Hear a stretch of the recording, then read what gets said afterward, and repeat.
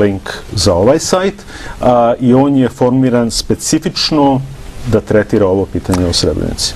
I mnogo je poziva za večeras, dobro je da je tako. Izvolite. Dobro večer. Dobro večer. Pa evo prvo veliki pozdrav vašim gostima, normalno i vama.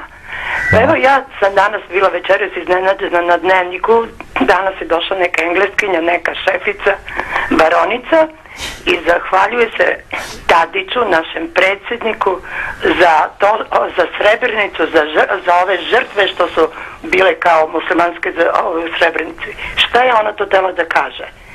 Da li ona proziva Tadića da je on dao temu o kojoj mi već mesecima razgovaramo, sad ovih poslednjih meseci. To ćemo sutra čitati u novinama. Vrlo sam iznenađena, znači ona hvali Tadića za Srebrenicu. Da li je to? Da, razumeli smo vaše pitanje. Radi se o šefici diplomatije u okviru Evropske unije. Ona koja apsolutno ništa ne zna o spoljnoj politici. Da. To su oni rekli kada su je stavili na taj položaj. Ali da je bilo simpatično, pa su je zato nominirali.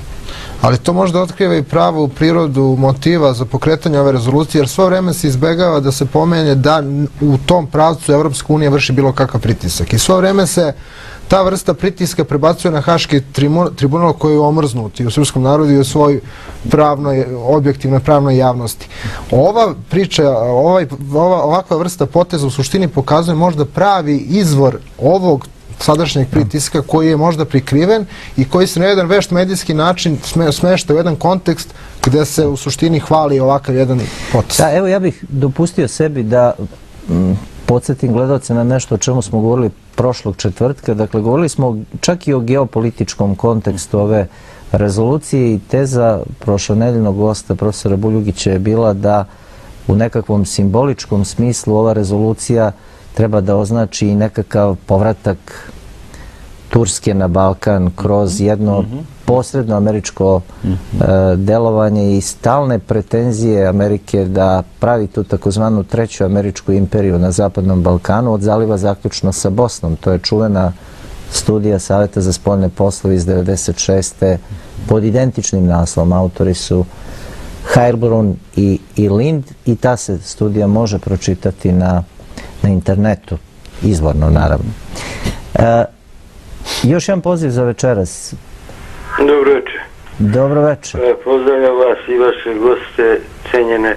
Htio sam da postavim pitanje oko ovoga što treba da Skupština donese tu rezoluciju o Srebrenici, da sutra, kako možemo da očekujemo sutra onda da očekujemo neko primanje u Evropskoj uniji. Kao genocidni narod koji nas budu tako okarakterisali, imaće opravdanje onda i zbog Kosova, i zbog Vojvodine i Sandžaka i na kraju okupiranje cele naše države, jer ćemo onda mi priznati sami sebi da smo mi genocidni narod, neće moći onda da nas brane ni Rusi, niko, ni međunarodno pravo, niko. Ne, odlično vam je zapažanje, izvolite. Pa to je suština čitave ove akcije koju eto ovdje večera zajedno prezentujemo. Priznavanjem u suštini, u Skupštini ovakve rezolucije, mi, a pre svega, znači aboliramo bombardovanje NATO pakta. Jer je i Madeleine Albright pre bombardovanja govorila da neće dozvoliti još jednu Srebrenicu na Kosovu. Već tada se priča o Srebrenici počela. Znači, prvo aboliramo NATO pakt. Udaramo bukvalno na sebe. Ja ponavljam i nije mi muka. Znači, žig genocidnog naroda koji automatski u tom pravcu nema više pravo na budućnost. Jer je on sam sebi presudio. Znači, mi se igramo sa sudbinom naših potomaka i našeg naroda u budućnosti.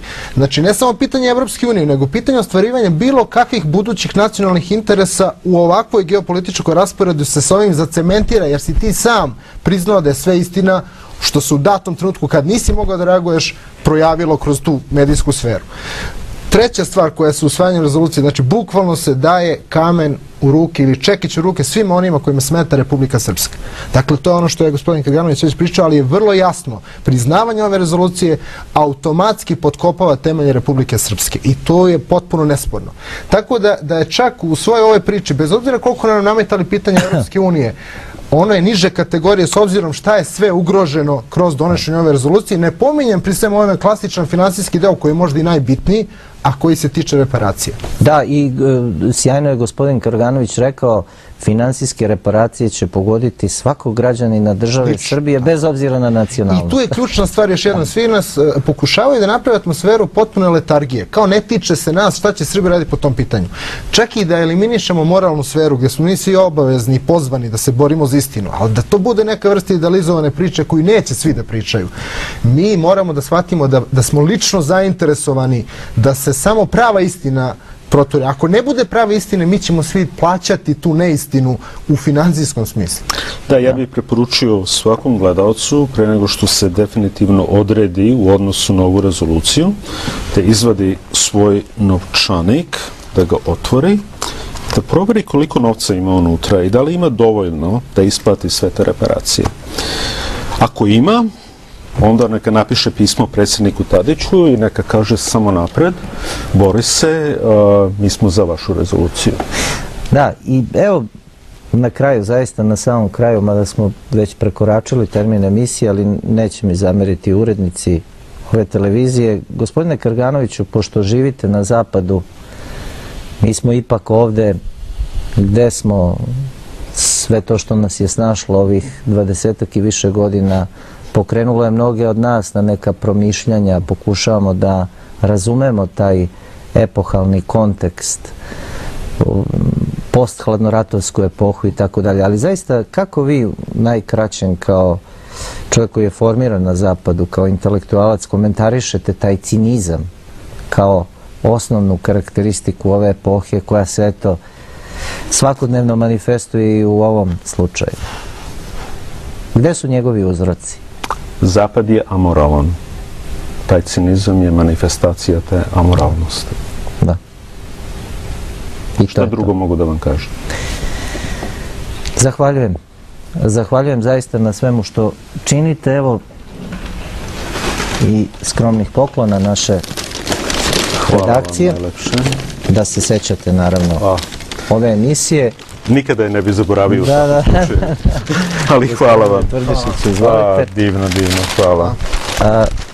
Vama, poštovani gledalci, šta da kažem, ovo je bila zaista po mnogo čemu emisija koja se u datim okolnostima mogla emitovati samo na ovoj televiziji. Zbog toga bih večeras posebno zahvalio i uredništvu televizije Most na jednom osjećaju da večeras treba da govorimo o ovoj temi na jedan neostrašćen, stručan i kompetentan način. Posebno hvala Dverima, mojim starim saradnicima. Zaista je broj takav da zaslužuje da se nađe u svakoj srpskoj instituciji. Gospodinu Karganoviću je malo reći hvala. U svakom slučaju hvala poštovani gledalci na pažnji i poverenju.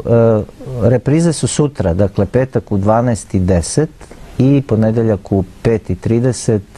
Želim vam sve najbolje. Doviđenja do sledećeg četvrtka.